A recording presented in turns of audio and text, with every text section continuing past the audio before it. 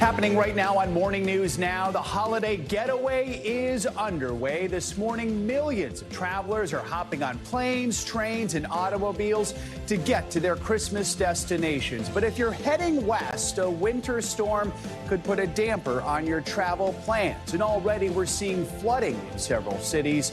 We have full team coverage with what to expect before you set off. Also this morning, panic in Prague after a gunman opened fire at a university, killing at least 14 people. The gunman is also dead.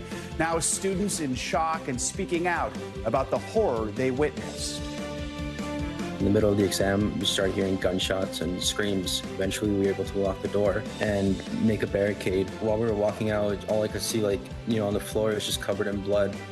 What we're learning about the worst mass shooting in the Czech Republic's history.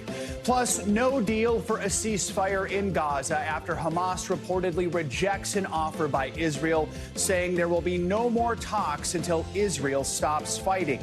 Also today, the UN Security Council is set for a long-delayed vote on a resolution for aid to Gaza. All this as the humanitarian crisis there grows more dire by the minute. We'll have the very latest.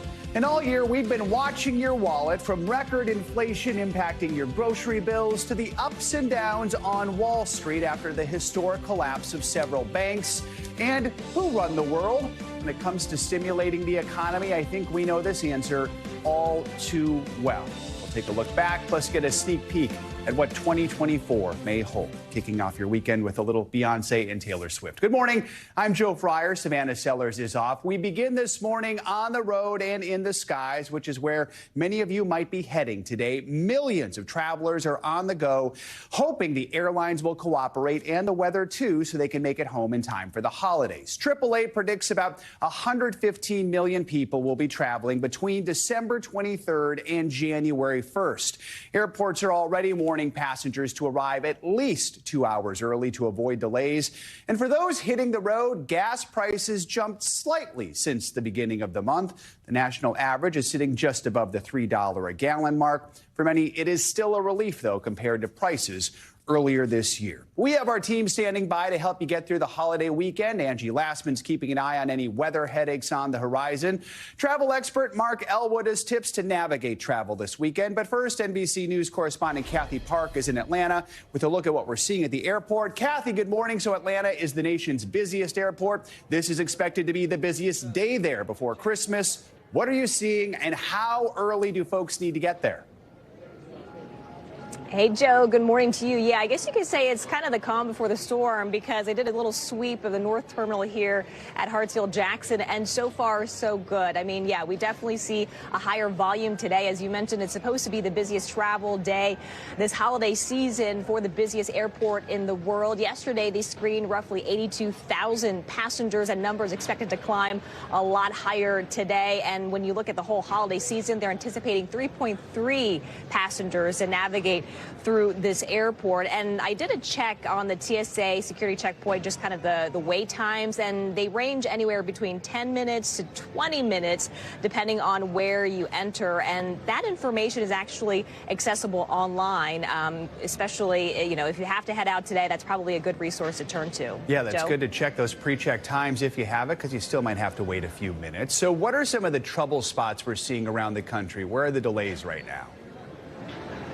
Yeah, so I did a peek at Misery Map, and it looks like most of the delays right now are kind of centered in the Northeast. Boston, JFK, Newark are seeing some delays, but nationwide, the delays, so far, so good. About 43 at this time, one cancellation.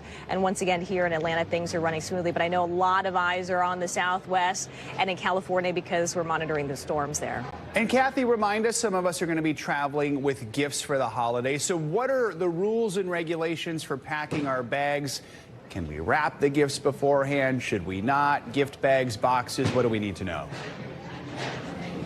Yeah, so this is something that I learned for the first time this year. So according to TSA officials, it's probably a good idea to bring those gifts in bags, because there's a good chance if those gifts are wrapped, TSA agents, just because of security precautions, then they may have to get to those gifts just to make sure that everything is safe. They might have to unwrap your presents. So if you don't want to kind of lose all of that work that went into making those gifts look really nice, probably just get a gift bag instead so they can just kind of pull it out. Or have a wrapping party at your final destination. All right, Kathy Park, thank you for kicking us off this hour. We appreciate it. Let's get some more tips for holiday travelers with travel expert Mark Elwood. Mark, good morning. Good to see you. So TSA is predicting today will be one of the busiest travel days of the holiday season for folks who are flying. At some airports, it will be the busiest. So what should people know before heading out to the airport to catch their flights?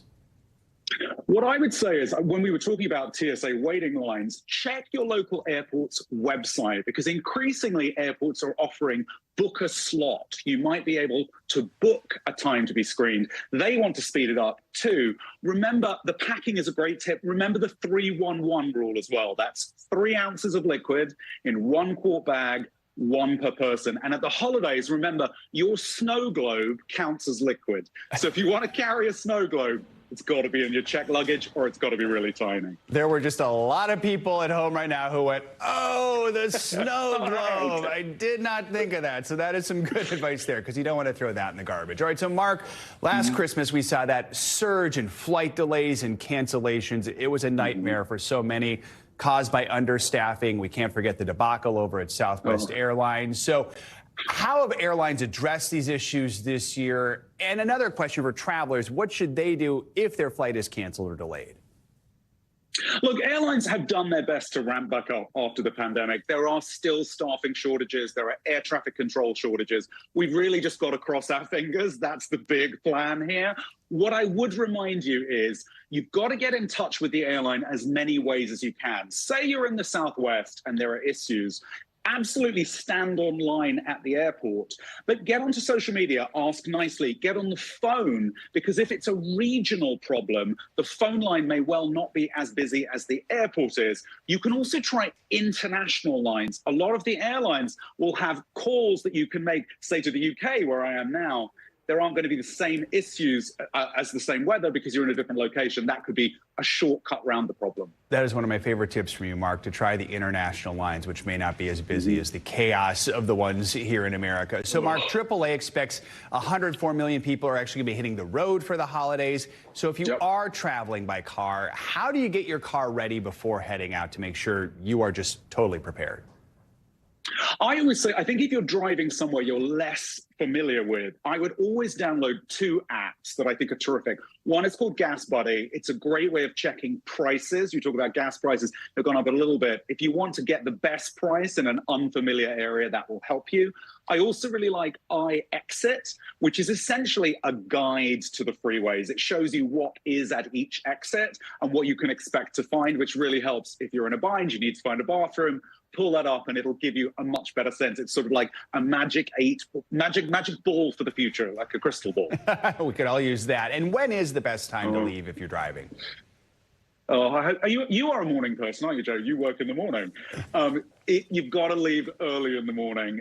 Bad news, this is not a time to get a lie-in. If you leave before 10 a.m. most days, you're going to really beat the traffic. So go to bed early. Get up nice and early, say hello to the dawn. All right, watch a little morning news now and then hit the road. Mark Elwood, good to see you this morning. Have a great holiday weekend. Thanks for joining us. You too. No better time than now for your morning news now weather. And if you're traveling west, you might be hitting some stormy weather. Let's bring in meteorologist Angie Lastman with a look at the holiday forecast. Angie, good morning. Hey, good morning, Joe. You got that right. It's the Southwest that is the bullseye for the potential delays this morning and even into the later parts of today, which we know is a very busy travel day. So here's the deal. We've got this flood watch that's been up. It's going to stay up, and it has moved a little farther to the east, including places in southern Arizona. Phoenix is one of those places. San Diego, Los Angeles, all included in this flood watch as we gear up for more rain today. We've got 26 million people under those flood alerts, and you see the rain is working through this morning into the overnight hours. We had some really heavy rain centered over Los Angeles and points south. We now are starting to see some of that heavier rain working into the Phoenix area,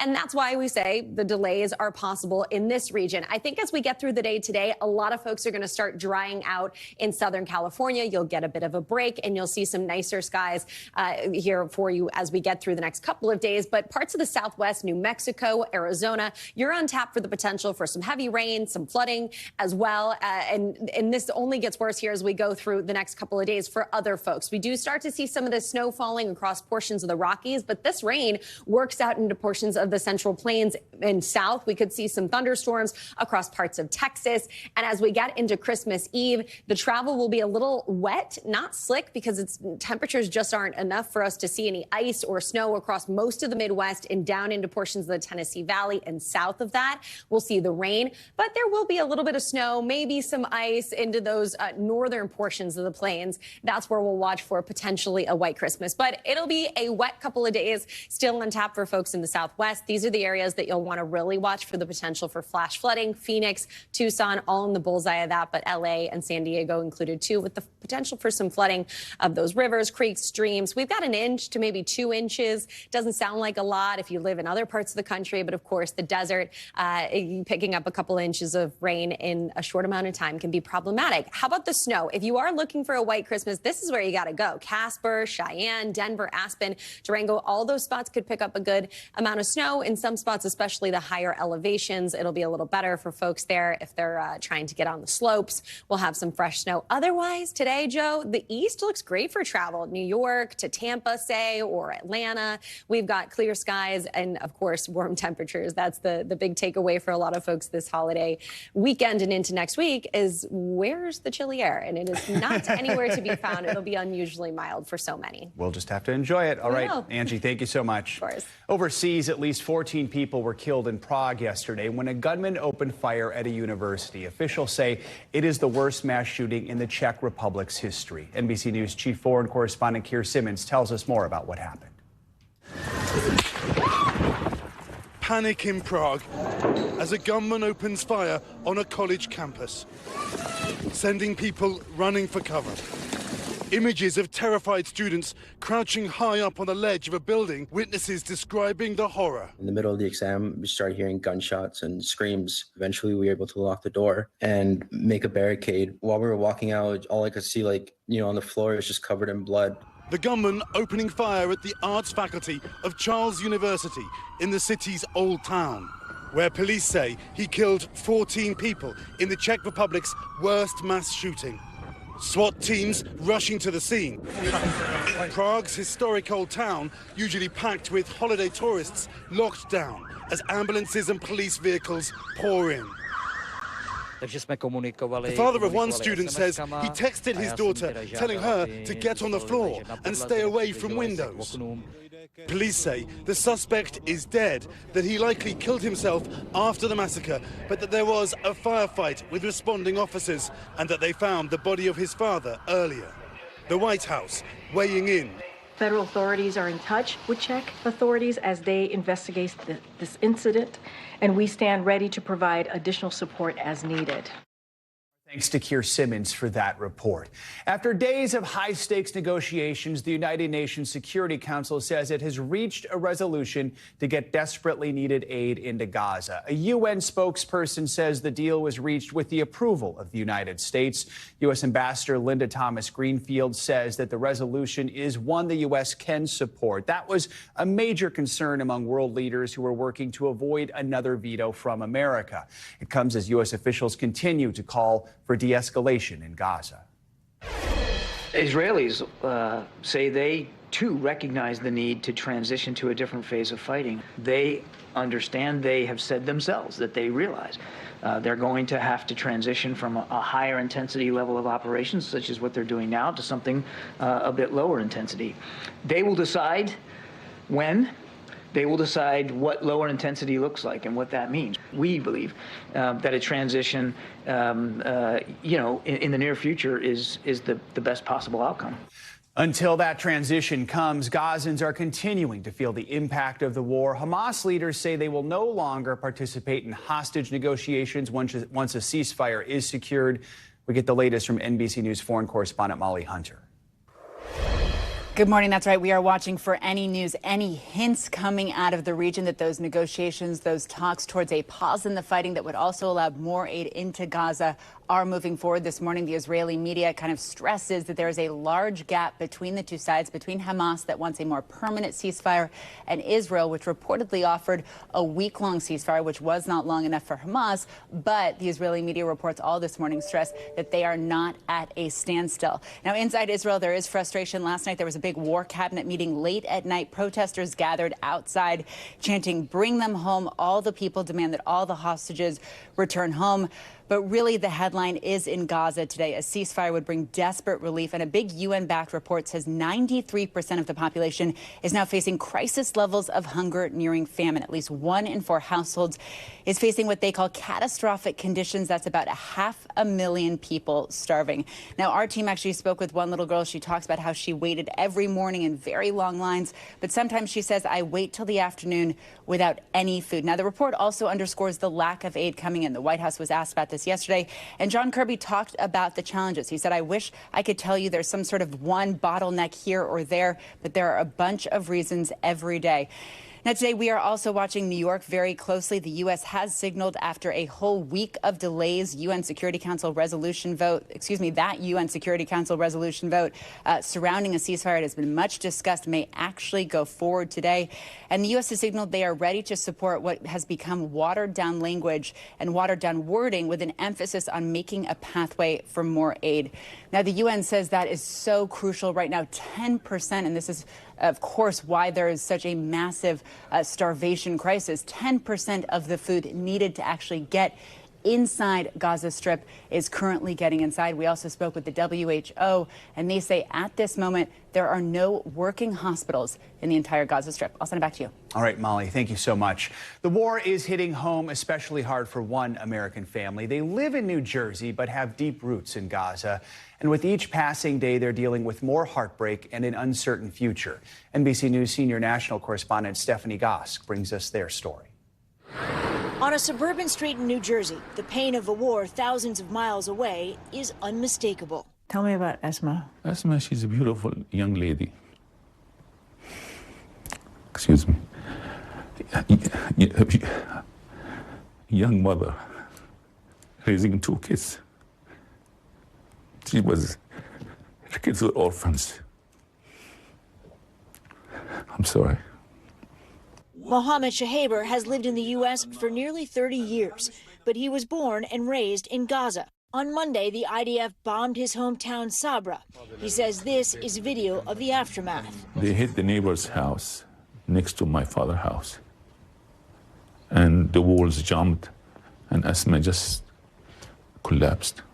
Dozens of extended family members, he says, including Asma, were in the building. Is that an area where they thought they would be safe? Yes, because we've never been bombed by any war before. Now he believes that many are still buried under the rubble. You can't even get to them. You can't. There's no equipment. There's no diesel.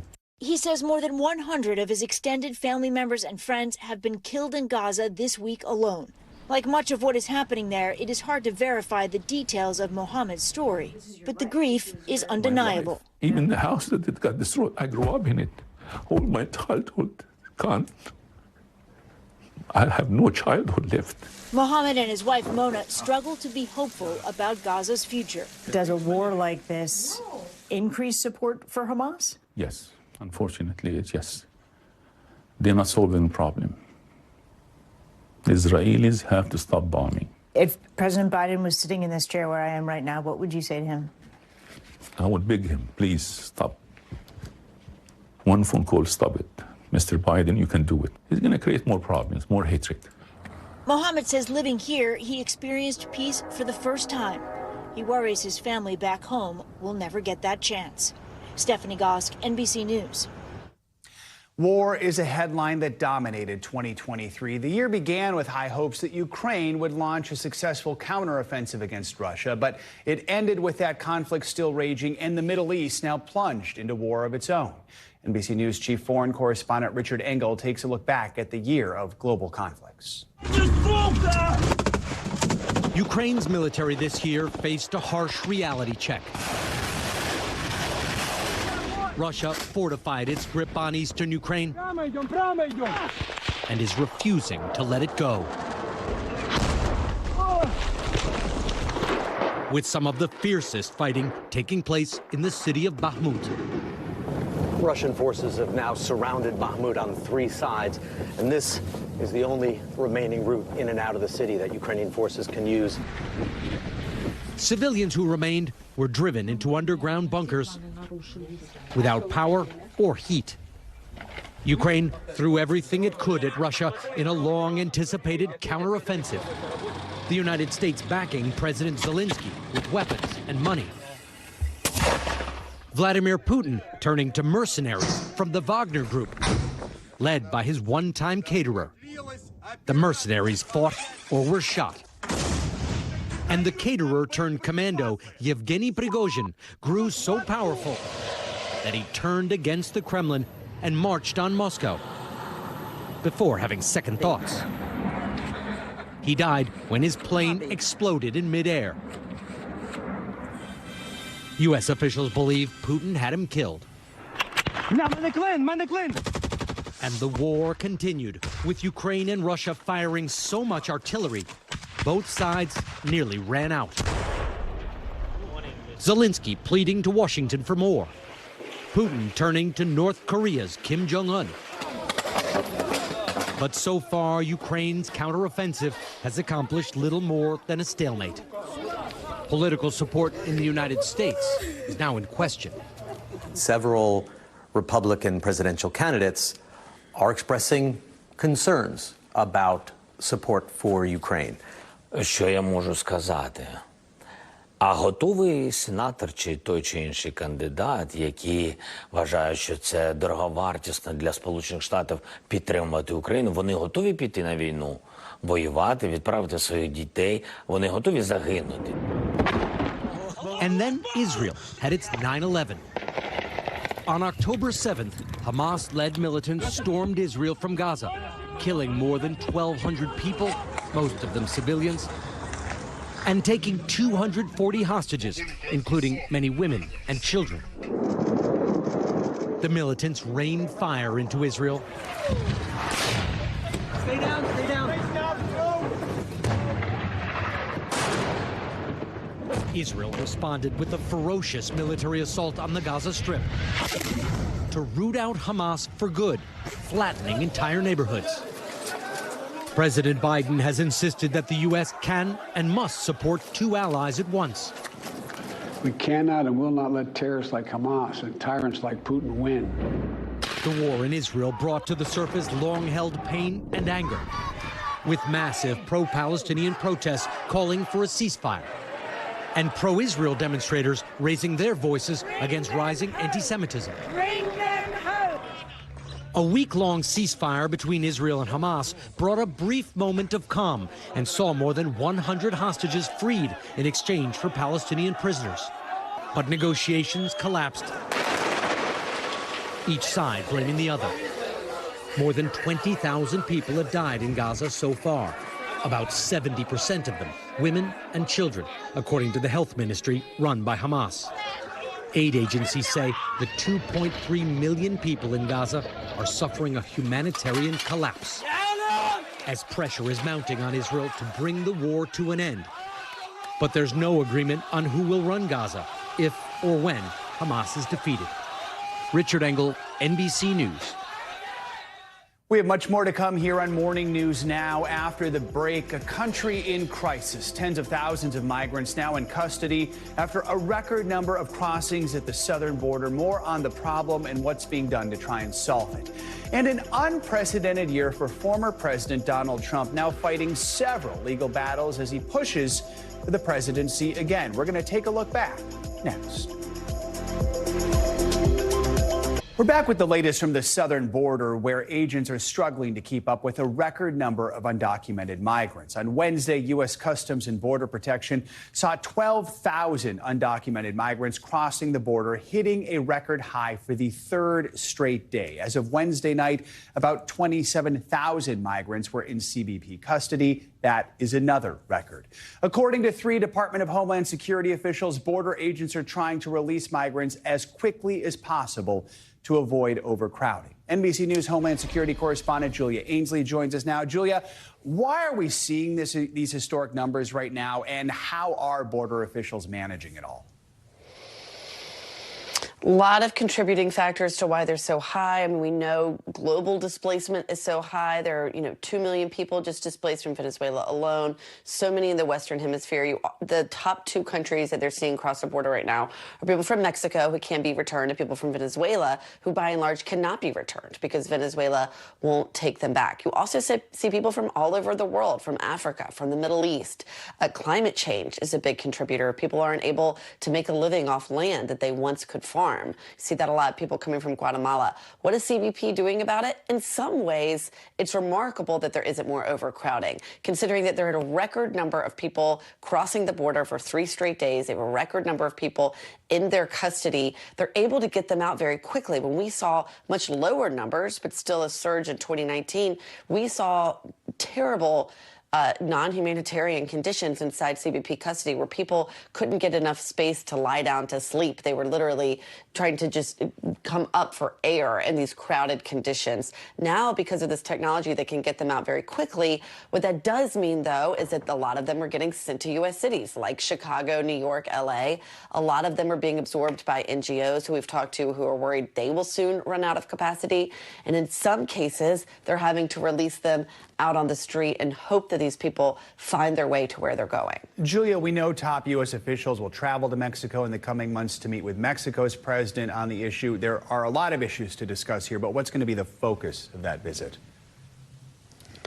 Well, so much of what the U.S. wants to do on immigration, whether it's things that they could do from an executive level or things that they need to go to Congress for, depends on Mexico's help. Because if they're going to push back people like those Venezuelans who don't qualify to be here but can't be deported, they need Mexico to agree to take back more people. It was at the crux of Trump's Remain in Mexico policy. It was what held Title 42, that COVID-19 policy, together when it was working. And it's what eventually made that policy fall apart when we started to see very high numbers in May, because Mexico simply gets overwhelmed and can't take back that many migrants. So they start staying here, the word gets out, and more come. So they're going to start to try to talk to Mexico about taking more back. Of course, there'll have to be an exchange. Mexico wants the U.S. to do more to stop guns from flowing from the U.S. to Mexico. They'll probably talk about fentanyl as well. All of these things come together, and of course, trade. You touched on this a moment ago, but for months, Texas Governor Greg Abbott has been busing migrants to other cities to protest border policies. For the first time this week, he actually chartered a plane to fly about 100 migrants to Chicago. What is life like for these migrants once they arrive in these sanctuary cities? Yeah, I've spent time in New York, Chicago, and most recently Denver with these migrants. A lot of people are worried as these temperatures start to plunge. A lot of the cities have been able to at least shelter children, but even time there and space there is running out. It's been so cold. And in places like Chicago, they have a real public health crisis on their hands. There was a 5-year-old boy who recently died, and we know that other children have become sick with some respiratory viruses. There was a chickenpox outbreak. It's really hard to manage the health of a population when there's so many of them living in close proximity. And that's after all these migrants who come through the border and are processed in those centers I talked about do undergo a health screening. But still, when you have so many people living in close proximity, whether it be in shelters or in tent camps in these cities, it's really hard to contain some of those public health concerns. All right, Julia, such an important issue. We appreciate your reporting on this one. Thank you so much. It has been a tumultuous year for former President Donald Trump, from allegations of fraud and sexual abuse to accusations he attempted to steal a presidential election in hopes of staying in office. On top of that, after facing 91 felony counts and 4 indictments this year alone, he's now disqualified from even being on the primary ballot in Colorado as he pushes to become president again. NBC News senior legal correspondent Laura Jarrett is here with a recap of what was, to put it mildly, a dramatic year in the courtroom for the former president. Hi there, Laura. Hi, good morning. A dramatic year indeed. All the reporting surrounding Donald Trump's legal jeopardy, all of his legal woes were well documented for months, even years at some points. But this was the year it went from being hypothetical to very real. We are coming on the air with breaking news set to rattle the 2024 presidential campaign and our country's legal landscape. After years of investigations, they're not coming after me, they're coming after you. 2023 will go down as the year it all came to a head. We have one set of laws in this country, and they apply to everyone.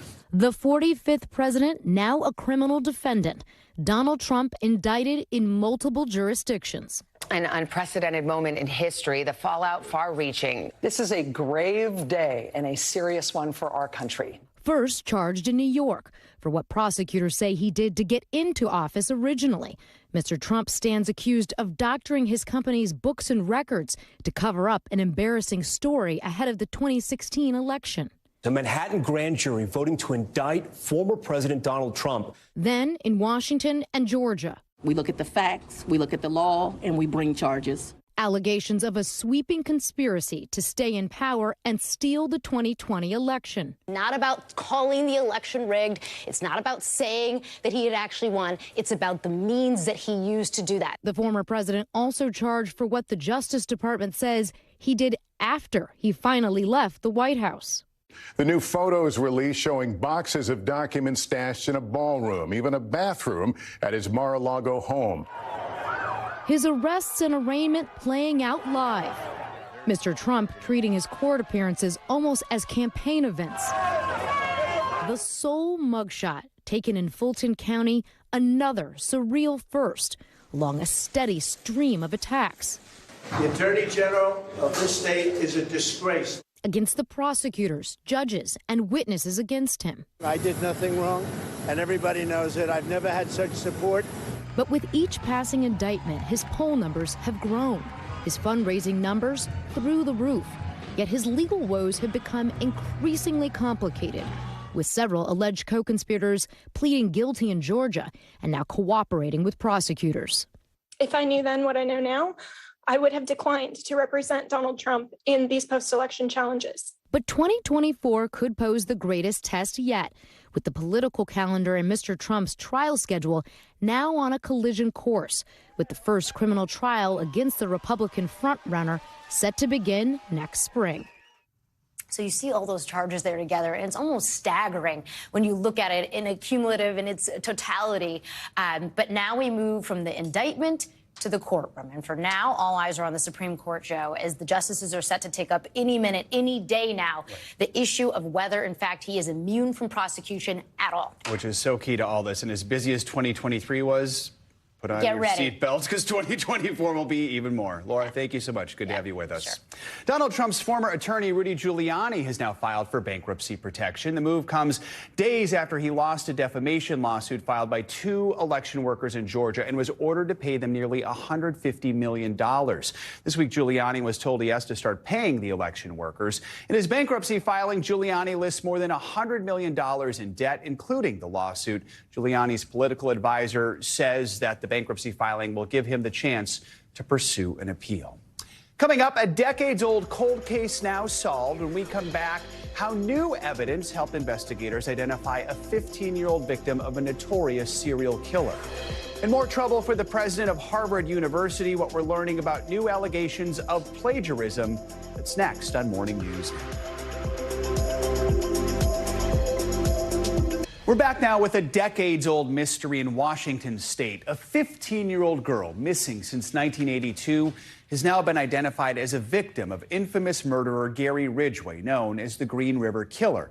The sheriff who helped track him down is speaking out about the case and the new DNA evidence that helped investigators solve it. NBC News correspondent Dana Griffin has that story. The remains of a murder victim known only as Bone 17 for nearly 40 years now finally has a name. Lori Ann Respotnik, who was just 15 when she disappeared back in 1982, identified using DNA evidence as a victim of Gary Ridgway, the notorious Green River Killer. I was at that scene. It was January 2nd of 1986. Respotnik went missing after running away from home. Her body discovered alongside another victim near the scene of a car that fell over an embankment near Tacoma, Washington. Ridgway would lead investigators to that spot more than 15 years later as the place he hid their bodies. Genealogists tracing a DNA sample from the scene through dozens of distant cousins all the way to Raspotnik's mother. There was definitely the feeling that this was a very young woman, and so it made sense that she would have potentially parents looking for her.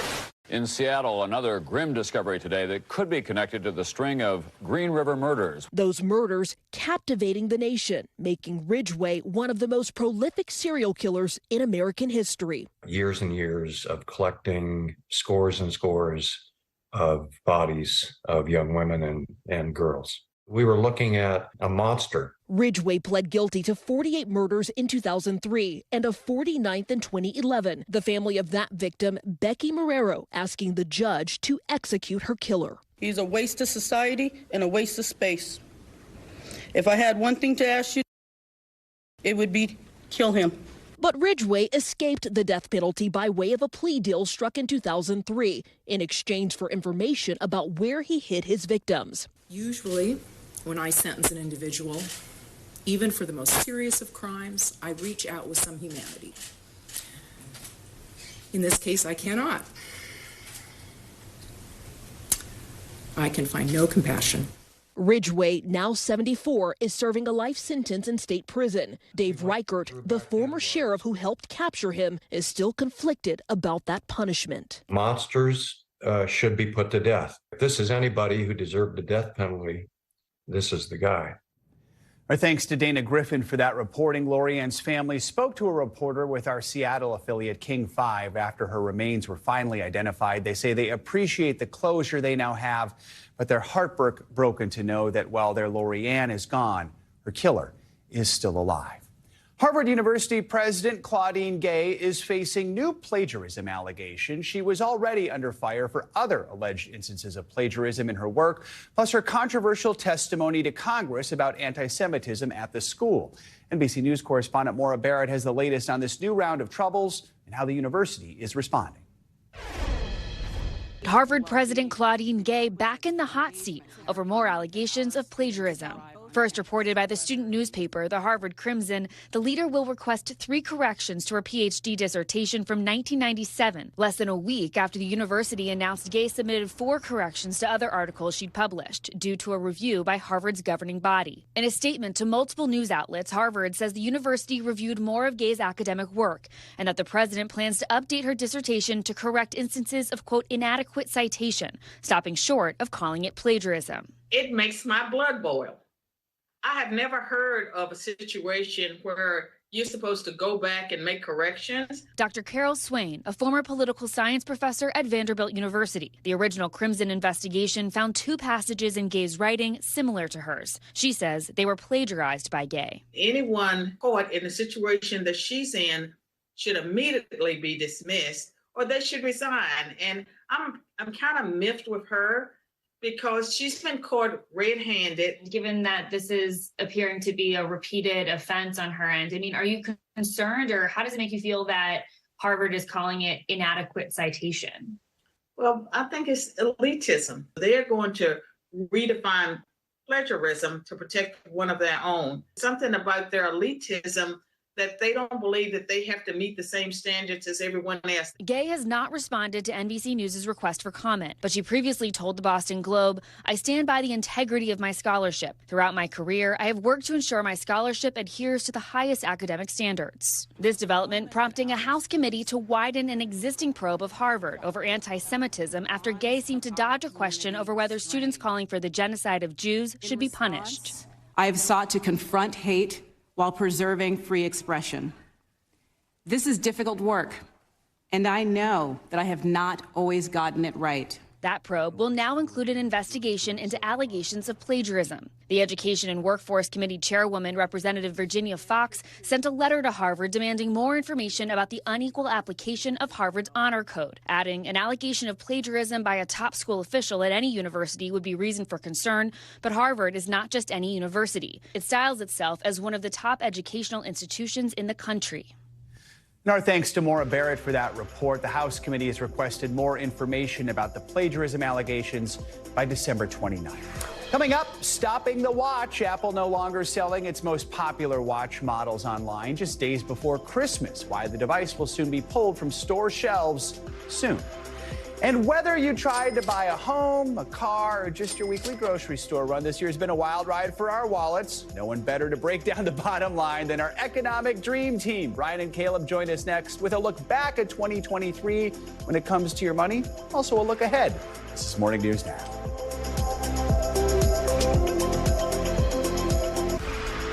We're back with some money news this morning, and Apple is not wasting time pulling online sales of its high-end watches as a ban here in the U.S. looms. CNBC's Silvana Henao is talking that one as well. Some other financial headlines for us. Silvana, good morning. Hey, Joe, good morning to you. Yes, so Apple has stopped selling the Series 9 and Ultra 2 watches in its online store just days before a ban related to a patent dispute goes into effect. Now, Apple previously said it would stop sales of the watches at its physical stores on Christmas Eve.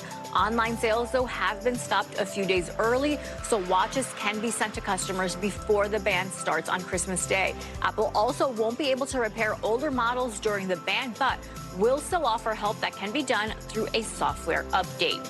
Gaming stocks are falling today after China released the draft version of new regulations that include restrictions on incentives for users to pay or spend more online.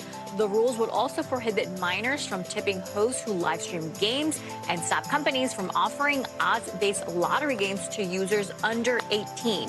NetEase, which is one of China's major gaming companies, losing a quarter of its value. Tencent wiping out $46 billion in value, the largest one-day share loss in more than a year. And your Android phone may finally be getting a battery health indicator.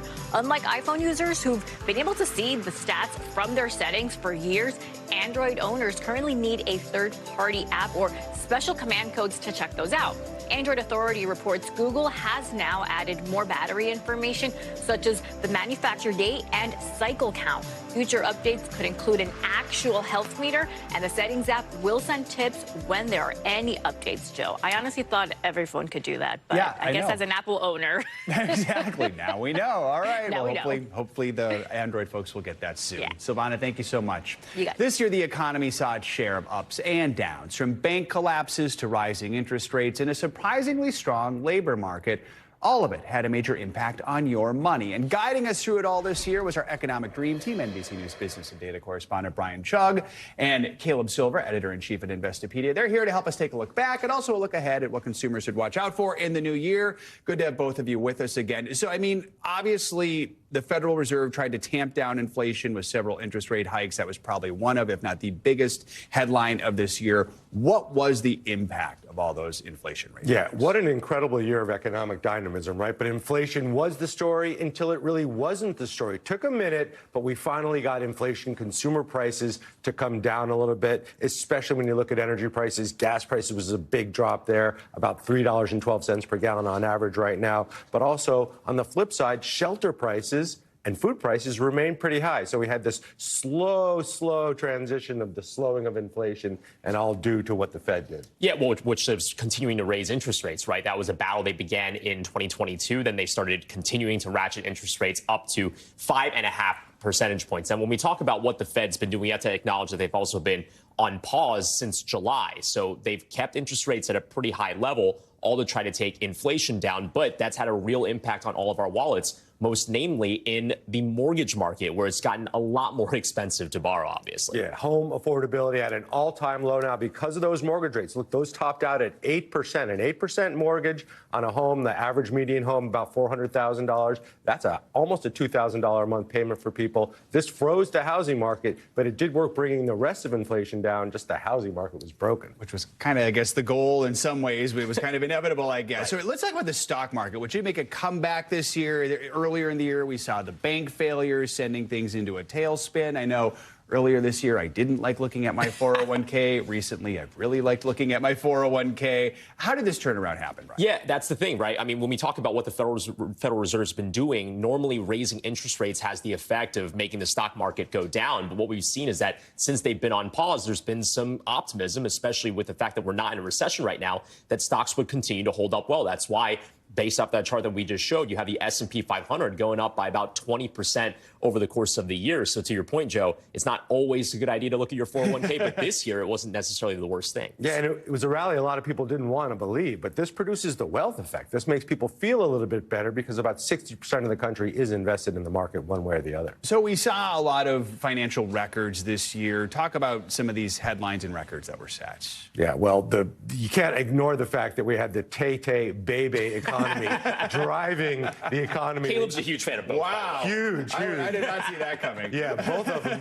about $5.4 billion just in the third quarter, $10 billion overall, just in terms of economic growth. The hotels, the restaurants, the booking, the concerts, the merch, everything, even the Philadelphia Fed acknowledging the fact that these two helped drive economic growth in the third and fourth quarter. But I think on a serious note, I mean, it underscores how strong the consumer is. In a recessionary environment, you wouldn't tend to see that much money going into what is very expensive concert tickets. But we also have to acknowledge that during all that spending, there's been an enormous accumulation of debt as well, right? Credit card debt going through the roof, hitting actually all-time records. But then on the other hand, we also have to remember this is coming at a time where credit card interest rates, because of the Fed, are also high. So you're seeing 25% interest rates on those cards. So you really don't want to miss a payment at this time. And that maybe sets us up for what are you looking for in 2024? What are you predicting? Yeah, how long can the consumer remain this strong, quote unquote, or keep spending in the face of the fact that we're probably going to get a slowdown in economic growth? All those interest rate hikes we talked about,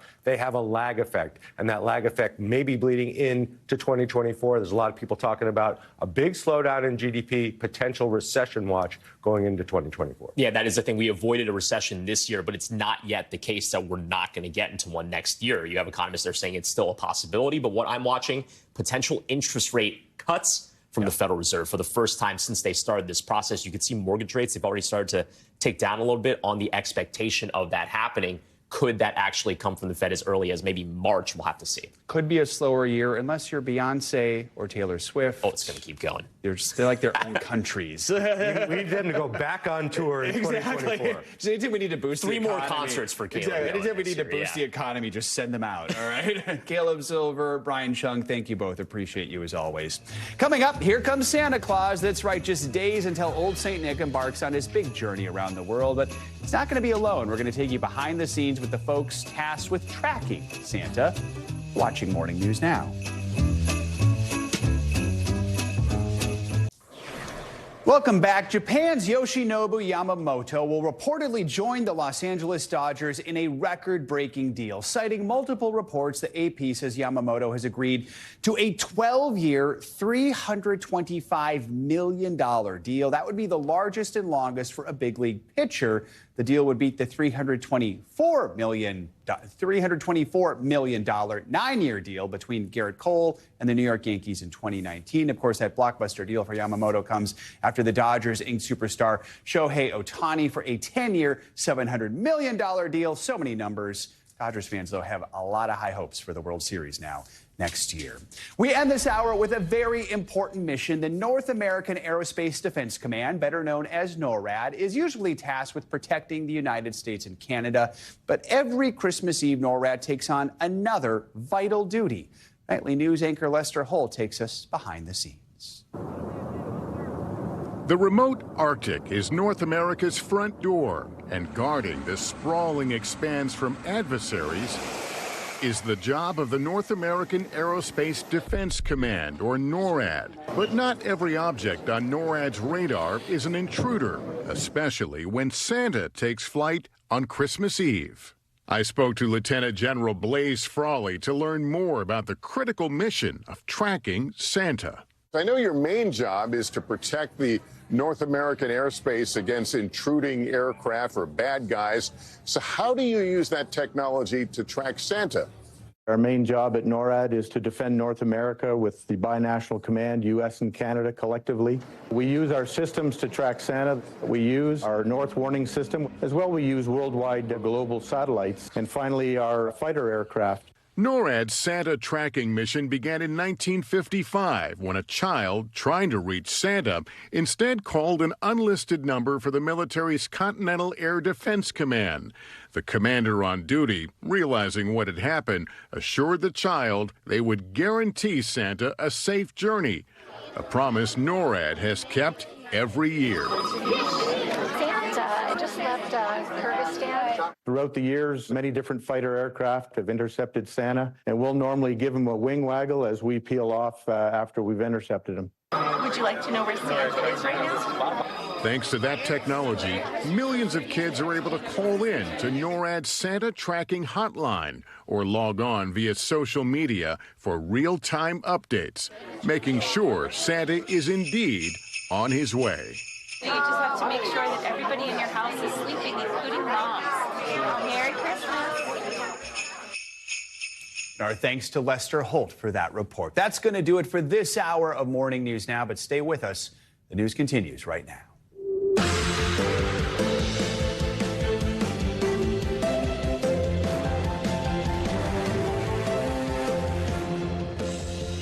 Good morning, I'm Joe Fryer. Savannah is off today. Right now on Morning News Now, it is off to the races. The mostly merry chaos of Christmas time travel kicking into sky-high gear this morning. We're going to bring you the latest conditions at America's airports and, of course, on the roads as millions head out the door with some holiday cheer on their minds. We've also got your full Christmas weekend forecast so you can plan ahead. Tragedy strikes Prague. A gunman opens fire at one of the city's universities. 14 people are dead, dozens are wounded. We'll bring you what we know about the suspected shooter. Also this morning, the southern border is at a breaking point. A record number of migrant crossings now pushing officials near the border to the brink. The White House now taking action. We've got more on President Biden's call with his Mexican counterpart and what exactly is driving the surge. And 'twas the Friday before Christmas. Your can't-miss list is here. So what should you be watching this weekend, whether on the plane or visiting your hometown movie theater? Don't worry, we're going to make it crystal clear. We begin this hour with a look to the skies as millions prepare to flood the airports for some holiday traveling. Whether you're heading to Grandma's house or hitting the beach for some rest before the new year, we have everything you need to know before taking off. NBC News correspondent Tom Costello kicks off our coverage from Reagan National Airport in Washington. Hey, Joe, good morning. Listen, we've got very, very crowded and busy airports nationwide. Take a look at video I just shot this morning on my iPhone here at Reagan National Airport. The line's extending all the way out towards the subway platform. If you've been to Reagan Airport, you know that's a super long line. Yesterday, nationwide, we had about 2.7 million people flying, according to the TSA. We could meet or exceed that today nationwide. We got about 39 million people flying over a 14-day period. So this is a very, very busy day indeed. Now, the FAA is telling us we could see ground stops today, specifically likely in, or ground delays, likely in Phoenix, in LA, at LAX, and also Palm Beach. Now, yesterday, that was the problem. We had significant rain, of course, in Southern California, really slowing down operations in L.A., in San Diego, in Santa Barbara, extending into Phoenix, and then also, by the way, extending into Dallas. In all, yesterday, we had about 4,000 delays, but not that many cancellations relative to the delays. We only had about 108 cancellations, so we're going to be watching that closely today. So far at this hour, we've got great flying conditions up and down the East Coast through the Midwest and extending out to the West. We checked the FlightAware misery map. Not a lot of misery today on the misery map. What a good day to fly. Listen, this is important also. The FAA coordinating with the military, opening up a military airspace on the East Coast, on the West Coast, in the Gulf of Mexico. That extended airspace allows more commercial traffic, allows more people to get, hopefully, from point A to point B even faster. In addition, the FAA opening up more high-altitude highways in the sky to speed people along. It's going to be another very, very busy travel day here. We could be close to, if not at, a new record. The all-time record single day was back around Thanksgiving. So we're going to be close to that with an awful lot of people flying. And boy, were they lucky on the weather. A pretty good day to fly overall with minimal delays at this hour. Just a few dozen cancellations and just a few hundred delays nationwide for roughly 50,000 flights. That's not bad. Joe, back to you. All right, filmmaker Tom Costello with the iconic long one shot. Let's bring in NBC News correspondent Shaquille Brewster from the Chicagoland area with more on what to expect on the roads this weekend. Shaq, good to see you. First, walk us through what the roads are looking like right now and how many people are expected to drive to their destinations for the holidays this year, because we have to remember, driving more common than flying, right? That's right, Joe. And, I'll first say that Tom has me feeling a little bad. I should have got some driving video as I was heading in to this location this morning. But you mentioned Illinois officials here are saying that today will be the heaviest traffic day of what's remaining left of this year. About 1.7 million people on the toll roads that you see behind me.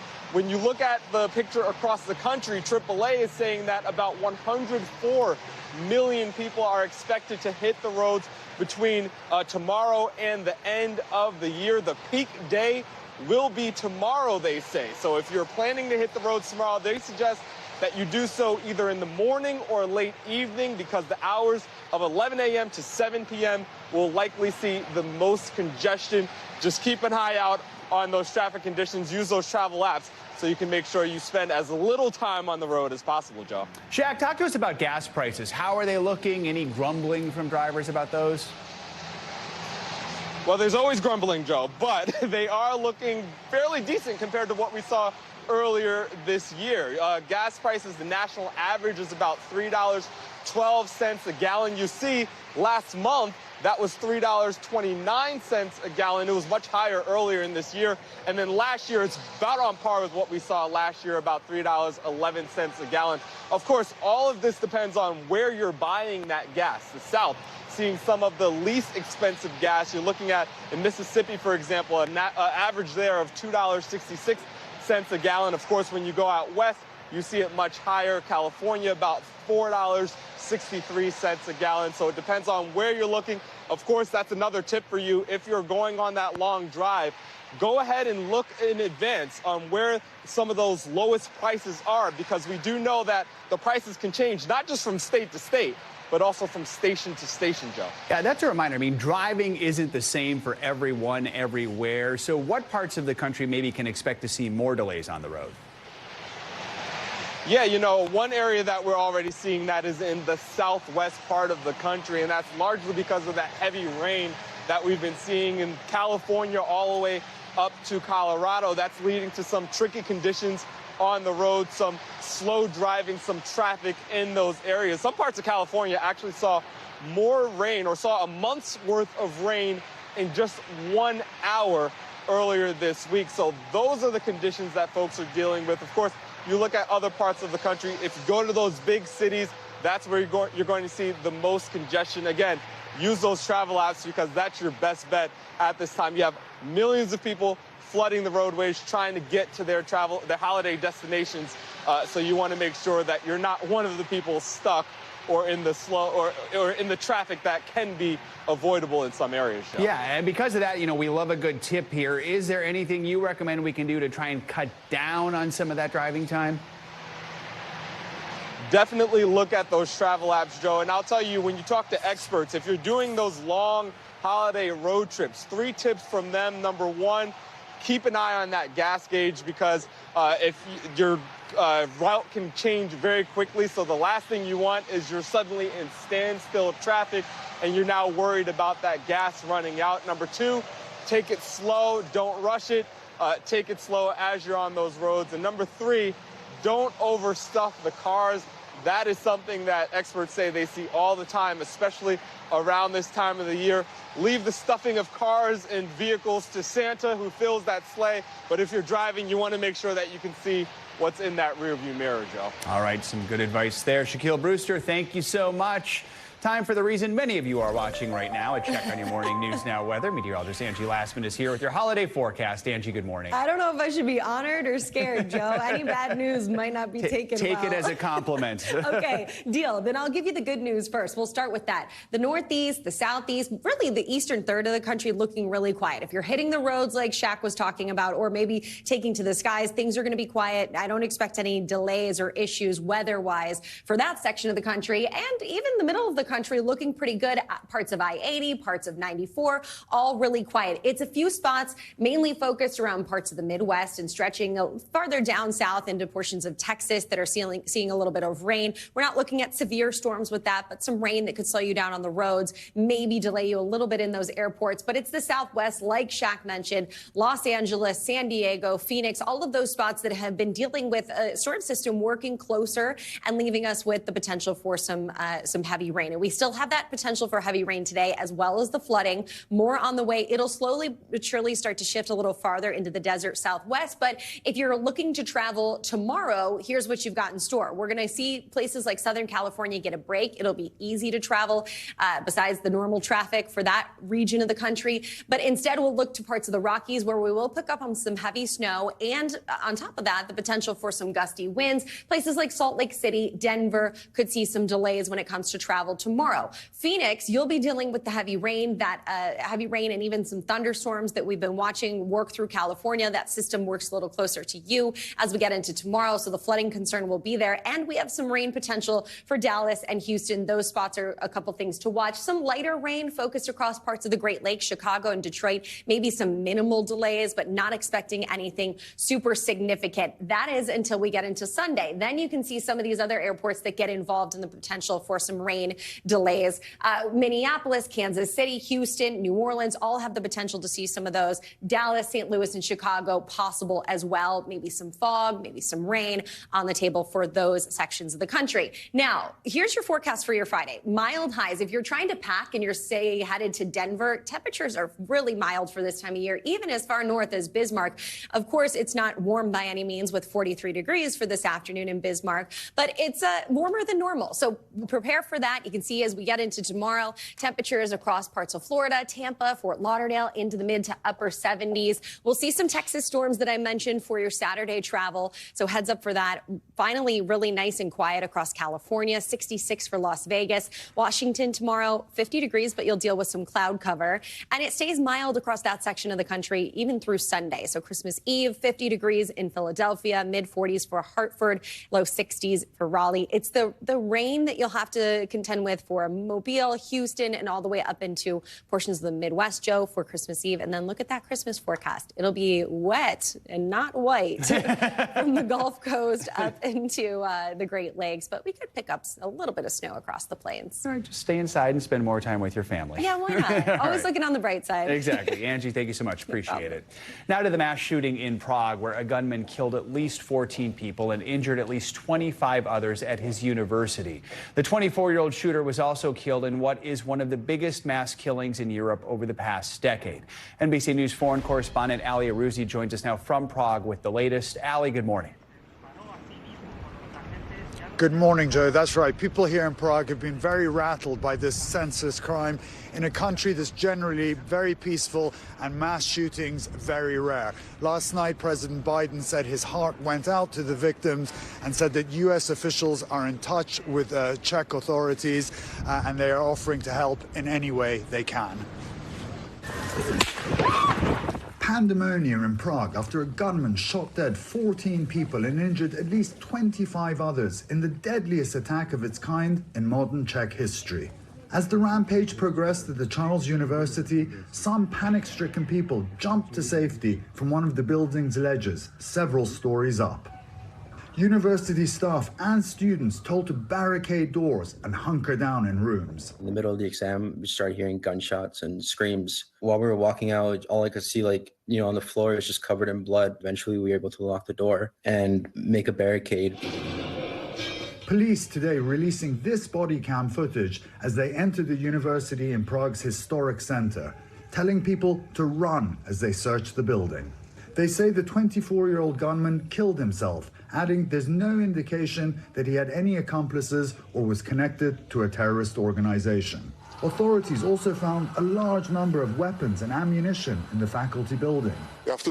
Last night, the police chief saying they don't know the motive yet and that the gunman was a high-performance student inspired by another heinous act elsewhere in the world. The first victim has been named by the university as Lenka Halkova, the faculty head of music. The university also issued this statement saying the level of violence that occurred today at Charles University is absolutely new and completely shocking, adding, let's stand together in these difficult times. Today in Prague, a day of mourning declared. Black flags fly over the city's iconic concert and exhibition hall. The Czech Prime Minister and the U.S. Ambassador amongst those paying tribute to the victims today. President Biden earlier today expressed his sympathies, and we stand here with the Czech Republic and to provide any support needed. And Joe, police here are saying that the gunman killed his father before going on this mass shooting, and they suspect that he may have been involved in a double murder in the forest just outside Prague, killing 2 people, one of them an infant. Joe? All right, just a heartbreaking situation there, Ali. Thank you so much. Hamas leaders say they will not be holding any hostage negotiations until Israel agrees to an immediate ceasefire, forcing Israeli officials to drop new plans for a prisoner exchange. UN officials are warning that a ceasefire is necessary to save those caught in the middle of this war. NBC News foreign correspondent Molly Hunter joins us now with the very latest. Molly, good morning. Joe, good morning to you. And we are looking for any hints out of the region that those talks are progressing. We know that Israeli officials met in the war cabinet late into the night, and this comes as the UN warns that the entire population of Gaza is at risk of famine. As the war grinds on, this morning Israeli officials are discussing more proposals to get Hamas back to the table without committing to a full ceasefire.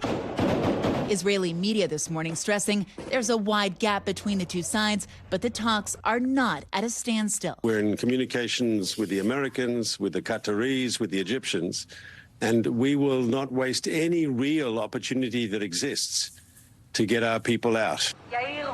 But inside Israel, frustration is growing. Protesters gathered outside last night's war cabinet meeting, chanting, "Bring them home now." The Israeli military said last night they're making progress, claiming control over the Shujaiya neighborhood of Gaza City and announcing they've killed 2,000 Hamas fighters just this month. NBC News has not confirmed that number. But in the rest of Gaza, a ceasefire would bring desperate relief. A new UN-backed report says 93% of the population is facing crisis levels of hunger, nearing famine. At least 1 in 4 households is facing catastrophic conditions. That's about 500,000 people starving. Rosan Al-Habash tells our team, "I wake up every morning to wait in long lines for food, but sometimes I wait till the afternoon without any food, and we don't eat that day." The report also underscores the lack of aid coming in. The White House was asked about the challenges. I wish I could tell you there's like one bottleneck. There's a bunch of reasons. Every day is different. The U.S. has also signaled after a much-delayed UN Security Council resolution vote that they're ready to support watered-down wording with an emphasis on making a pathway for more aid faster. The UN says the quantity of food coming in is just 10% of what's needed. Now helping to increase that, Chef Jose Andres and World Central Kitchen inside Gaza this week. A lot of people very, very happy to see us. Andres says they've already delivered 12 million meals since they started their work inside, with more on the way.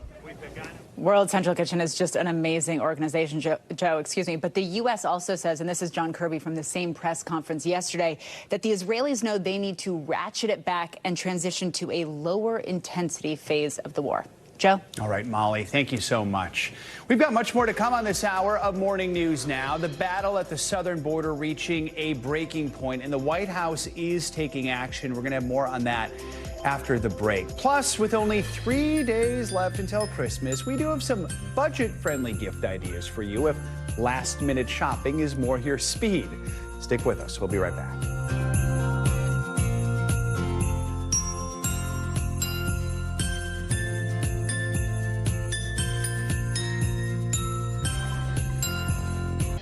Welcome back. Homeland Security officials say a record number of migrants crossed into the U.S. from Mexico for a third consecutive day this week. Those rising numbers prompted President Biden to have a phone call with Mexico's president to talk about what's driving the surge. NBC News correspondent Guad Venegas is in Eagle Pass, Texas, with the latest. Guad, good morning. Joe, good morning. Border officials say that the processing centers in this sector are at 3 times their capacity, with migrants having to wait in fields like the one behind me with food and water hard to come by, according to some of the migrants that spoke to us, as these centers operate beyond their capacity. This morning, the crisis at the border reaching a breaking point. Customs and Border Protection says it's a serious challenge to keep pace with the record surge of migrants arriving daily at the southern border. Officials in cities like El Paso, Texas, say they're feeling the crunch as some ports of entry remain shut down to help officers manage the influx. Border Patrol agents are doing everything they can to take care of the situation, but they are completely overwhelmed, and it's getting worse.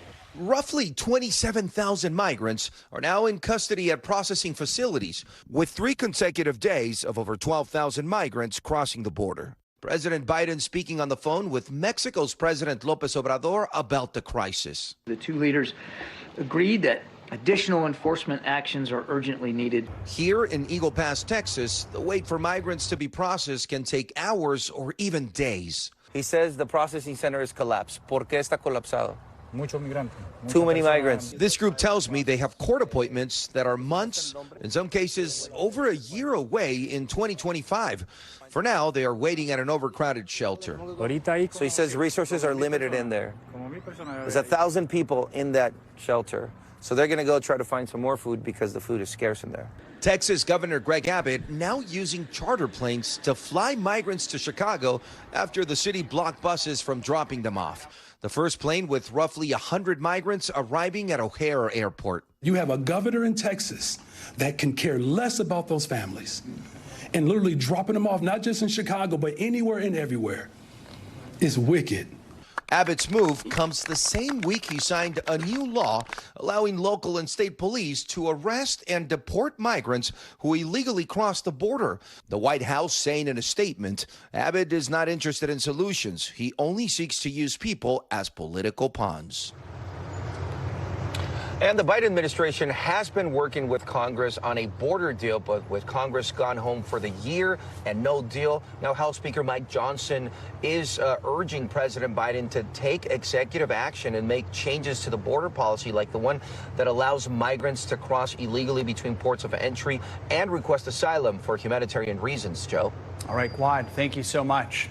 New records released by House Republicans show President Biden had dozens of email exchanges with a business associate of his son, Hunter, during his time as vice president. According to the records, then VP Biden emailed the business associate 54 times during the period.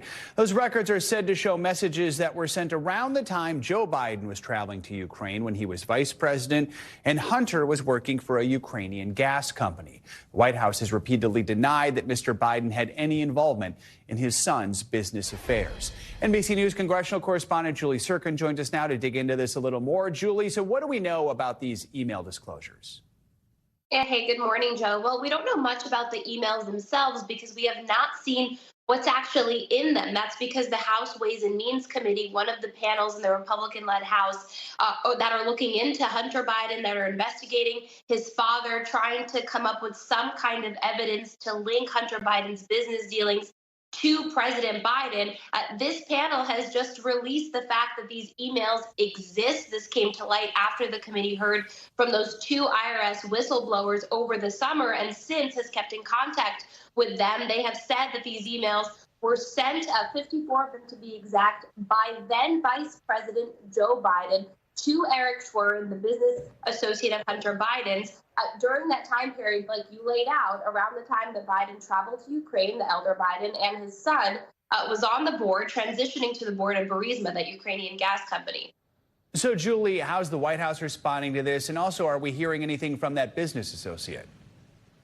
Well, the White House formally declined to comment, but they are pointing to some stuff that Democrats, especially ones on the panel and on other committees that are, again, tasked with investigating Hunter Biden, like Jamie Raskin, for example, who sits on the Oversight Committee. He pointed to past statements that Eric Schwerin had made, including before the panels. Back in the spring, he actually met with the committee staff for a closed-door transcribed interview.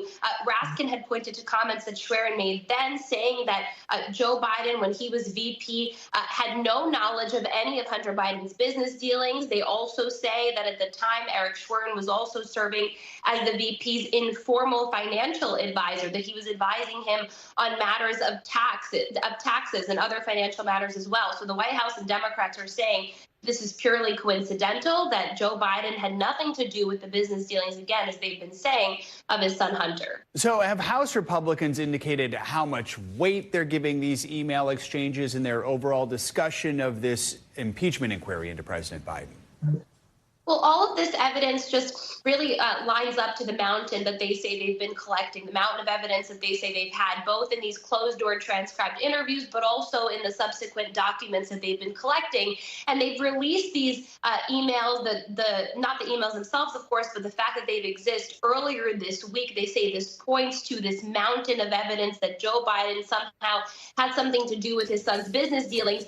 This isn't in of itself something that they're going to use as a center point of their investigation, but it adds to things that they are collecting, especially since the full House had formalized this impeachment inquiry just before they left for break.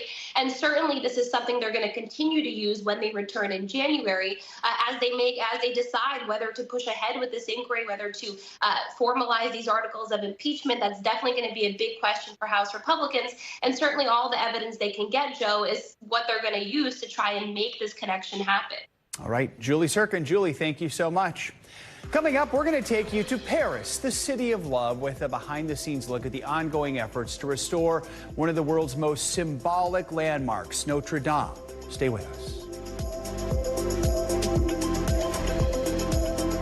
Welcome back. We've been talking a lot about travel this morning, so why not travel over to Paris, where Notre Dame just hit a major milestone.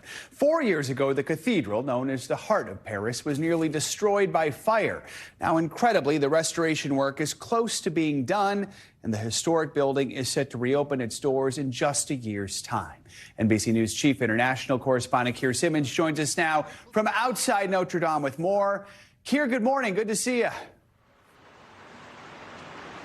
Hey, Joe, good morning to you. Remember, folks, standing on the banks of the Seine here, watching Notre Dame Cathedral on fire behind me there. Well, you're not going to believe the transformation. And despite some high winds, we managed to climb right to the top. The inferno, back in April 2019, was devastating, tearing through the interior of the church, consuming 800 years of history in minutes. 4 years on, to see how far the restoration has come, going 300 feet straight up to a tiny exposed platform with spectacular views of Paris. Philippe, bonjour. Meet Philippe Jost, overseeing this mammoth project. So this is the spire that went crashing down. Exactly. We all watched it.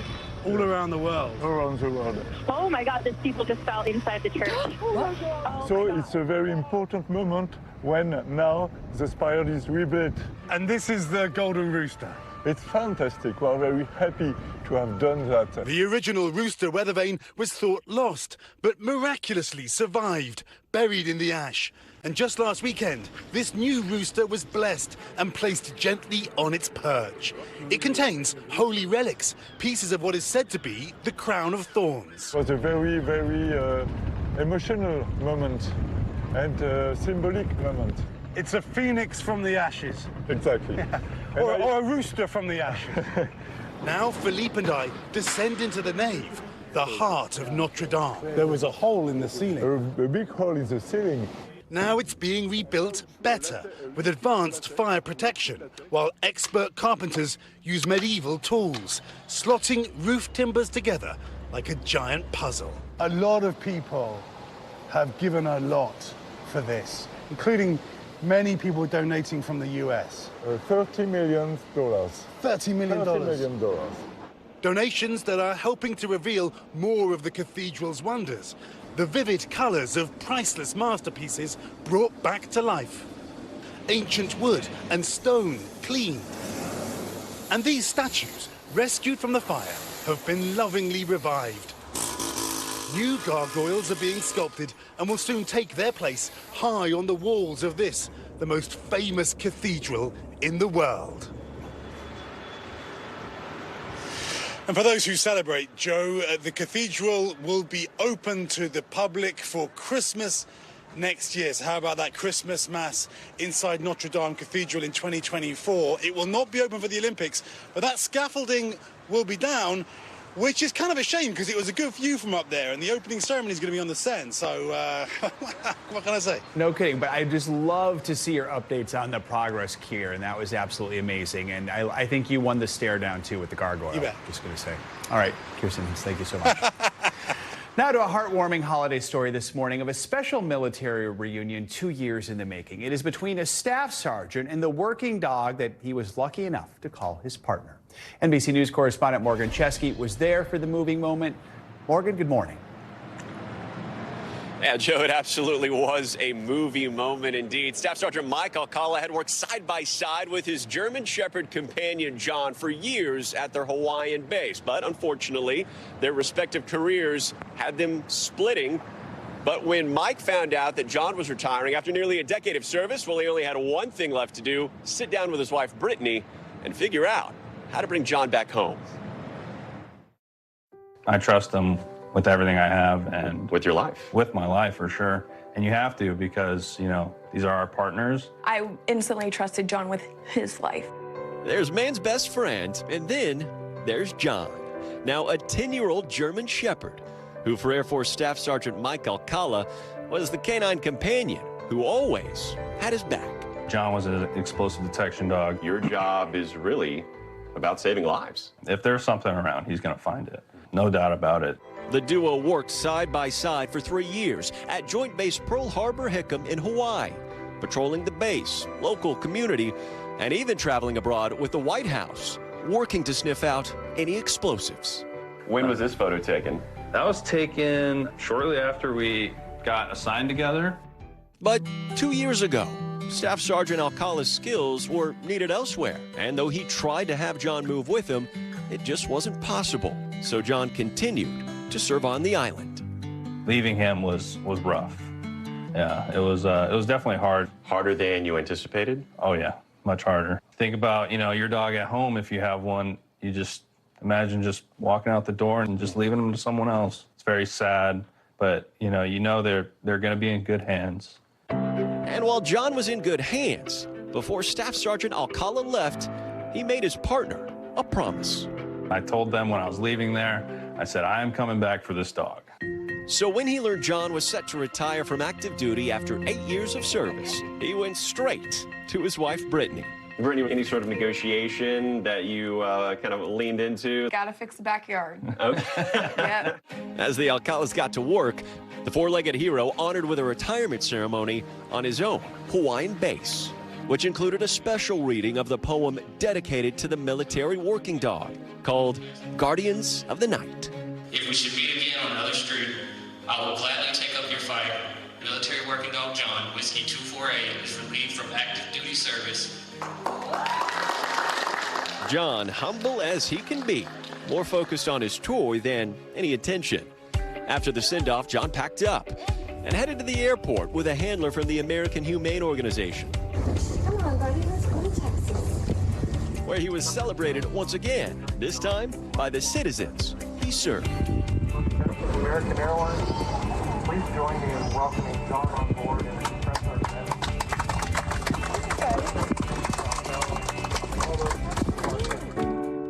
But no kind of accolade could compete with what was to come. Come here, Bubba's. Oh, look at you. Hi, Bubba's. Hi. Hi, Bubba's. How you doing, Bubba's? Oh, man. Hi, Bubba's. It's too bad. Welcome home, buddy. How does it feel to have your best friend back? It's amazing. Good old John wasting absolutely no time getting comfortable. Oh, you want the scratches? Yes, you do. Oh, he just wants some love, huh? And as Brittany came to say hello, she brought along John's new little sis, their 10-month-old daughter, Avery. Who is this? Is that your new best friend? A reunion well worth the wait for a loyal pup, ready to live out his golden years. His next mission, this is about what it looks like. Yes. But on a couch or a bed. Yep. Well, he definitely earned it. Yeah, he did. Yeah, not a bad-looking retirement, right? And after all those back scratches and belly rubs, I did have to ask what the next order of business was. Joe, I'm told that John does have a little bit of a sweet tooth, so there was only one thing left to do: drive him to the nearest Starbucks and order him, of course, a puppuccino. Of course. Joe. It looks like whatever it took to finally get that chew toy out of his mouth, too. He was really into that. So what a lovely story. All right, Morgan Chesky, thank you so much. Appreciate it. Coming up, all you last-minute shoppers out there, you better be hightailing it to the malls or your computers soon. But before you do, we've got some tips on how you can get some down-to-the-wire deals. That's next. Stay with us.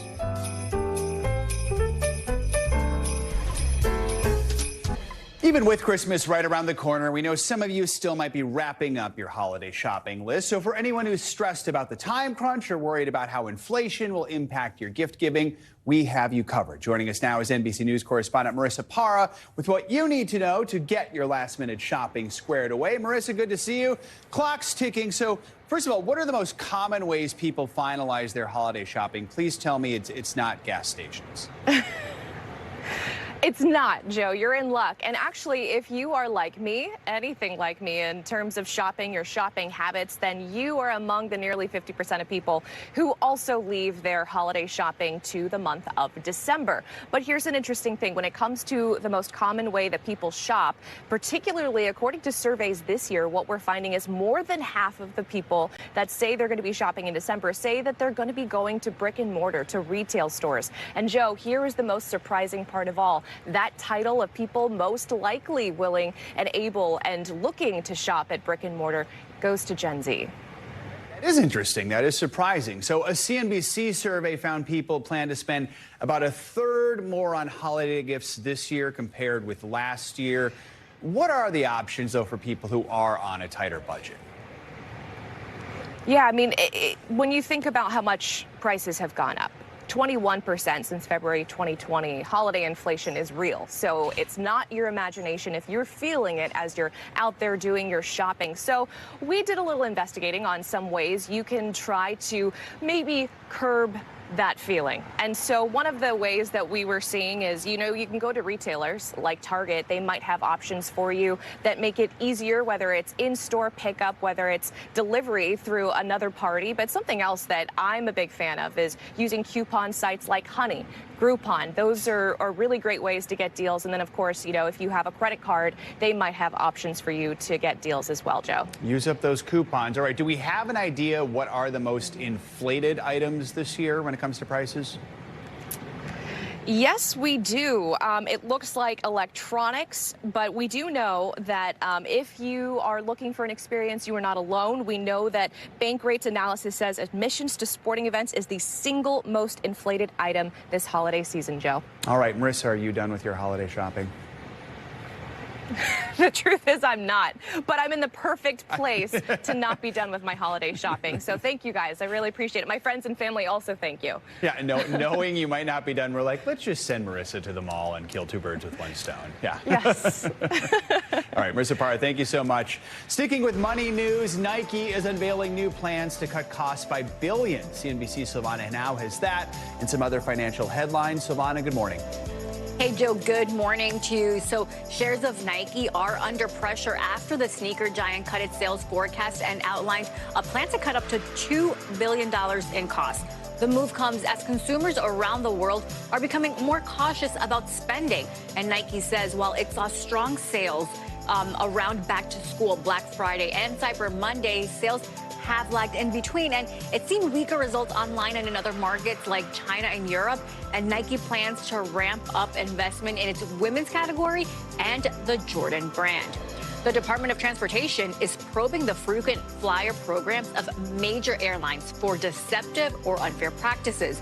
Reuters reports the agency is looking at whether they are transparent about booking awards tickets, transferring miles, and giving notice before making changes. The government is also examining whether miles are devalued over time, making it harder to book award tickets. Delta, United, and other airlines have declined comment. And Hyperloop One is shutting down. The decision coming after the high-speed freight shipping company failed to win any contract to build a working system. A Hyperloop uses magnetic levitation to allow for nearly silent travel. Now, a trip between New York and Washington would take just 30 minutes, 4 times faster than a high-speed train. Hyperloop completed the world's first passenger ride in 2020, but it will now sell off its remaining assets, Joe. I remember years ago I did a story on the technology. Seemed very promising at the time. It did. Yeah. All right. We'll see what happens. Thank you so much. Appreciate it. Coming up, we have got a very merry can't miss list for you on this Friday morning. And who better to give us a rundown of all the content we simply can't miss this holiday weekend? The wonderful Brian Balthazar is here. He joins us next on Morning News Now. Welcome back. The host for next month's Golden Globe Awards has been announced. Comedian and actor Joe Coy will be hosting the 81st annual ceremony. It'll be Coy's first time at the helm of a major award show, with the organizers praising his, quote, infectious energy and relatable humor. He's also just a super nice guy. But we're on the subject of awards. Shortlists in 10 categories have been announced for the Oscars. Barbie, no surprise, leading the way with 5 mentions, including 3 for Best Song. I hope I'm Just Ken is one of them. We're going to have to wait till the end of next month for the official nominations. Speaking of award-worthy films and shows, it's Friday, which means it's time for your weekly can't miss list. All the movies and shows you need to see this holiday weekend. Entertainment journalist, pop culture expert Brian Balthazar is here to walk us through all of it. I love this time of year because you get the holiday blockbusters and the Oscar-worthy movies. So let's start with the holiday blockbusters. Right. We got an Aquaman movie. That's right. And a twist on like a Shakespeare movie. Right, okay, so that's a stretch. I will say it's quite a lot of a twist. You know? Aquaman and the Lost Kingdom, which they really, back in my day, they would have just called it Aquaman 2, because that's essentially what this is. No. Jason Momoa is back. Amber Heard is back. Nicole Kidman. Martin Short is even in this one. Ooh. And all the grudges that were held in the first installment 5 or 6 years ago are still there, but Aquaman and Black Ant-Man are now teaming up with unlikely adversaries to kind of fight each other. So it's an interesting story. Obviously, epic blockbuster. But it's interesting. They're not expecting it to make that much because it's a weird weekend. It is. People don't go to the movies on Christmas Eve, typically. Right. And then Christmas is on a Monday. So they're only expecting this to do about like 44 or 45 million. But maybe Monday will be a big deal. We'll see. Yeah. And what's the Shakespeare? Okay, and then we have Anyone But You. This is Sydney Sweeney and Glenn Powell. And it is about like 2 people who they have this great chemistry. They were kind of almost a couple. Now they're not. Now they hate each other. But they're going to pretend to be a couple for the sake of good impressions.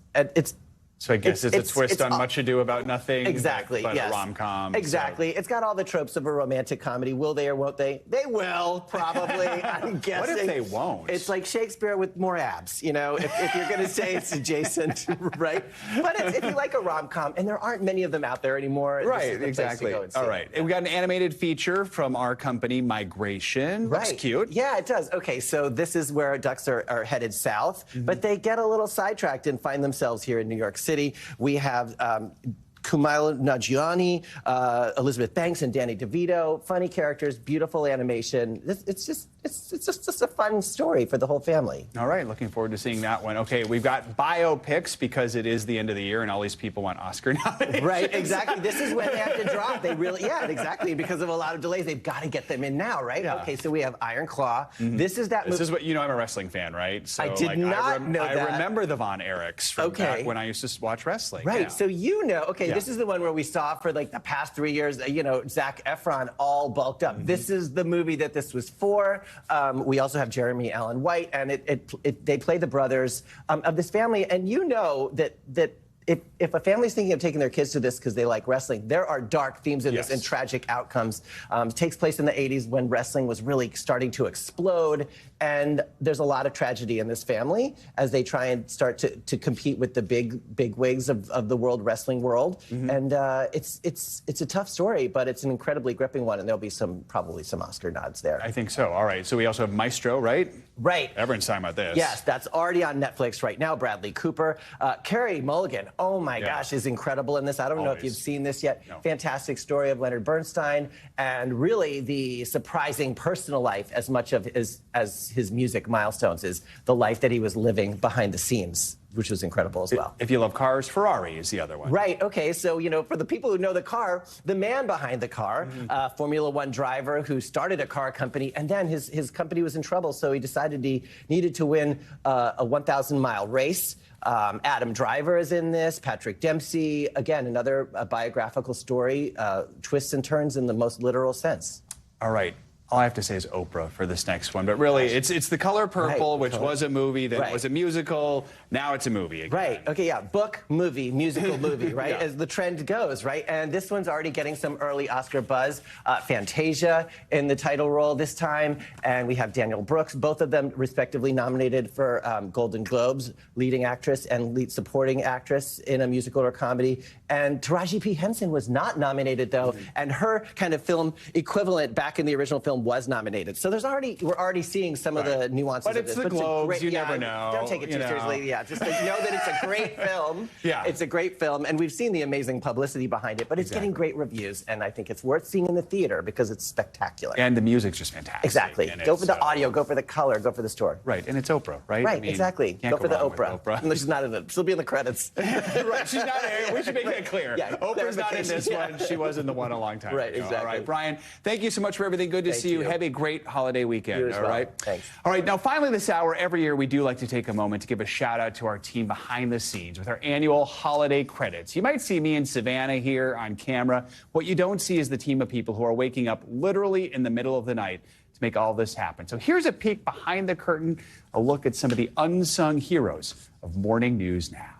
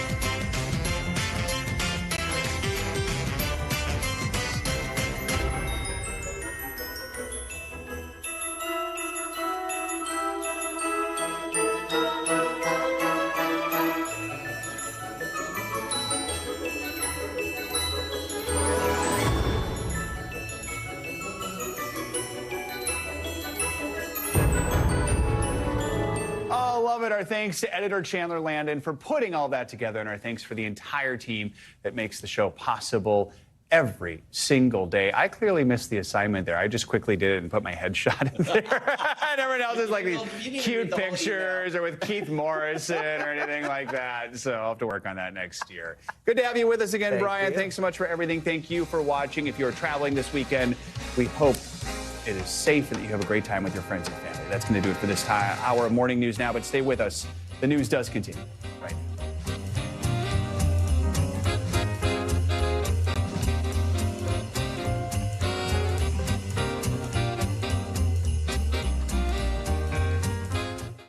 Thanks for watching. Stay updated about breaking news and top stories on the NBC News app or follow us on social media.